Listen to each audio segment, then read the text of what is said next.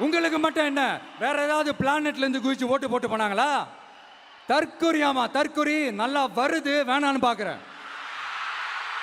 எங்க அண்ணன் விஜயகாந்த் அண்ணன் சொல்ற மாதிரி, அண்ணா அவர்கள் ஆரம்பிச்ச கட்சியை ஒரு அடிமை கூடாரமா ஆக்குனது யாருங்க சார்? இப்படி எல்லாம் ஆக்கிட்டு உண்மையை சொல்லு உடன்பிறப்பேவா. உங்களோட அந்த உண்மையான உடன்பிறப்புக்கெல்லாம் என்ன சொல்றாங்க தெரியுமா சார்?